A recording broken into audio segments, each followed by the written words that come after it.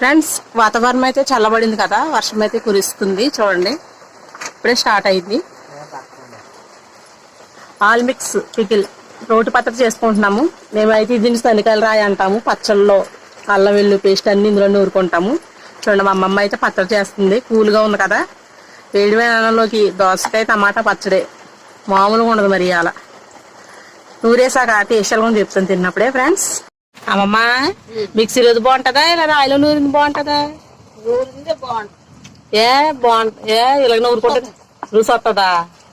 అయిపోయింది మరి పచ్చడే దగ్గరకు వచ్చేసింది ఫ్రెండ్స్. మరి మేము తినేస్తాం, కూల్గా పచ్చడేసి తినేస్తాం.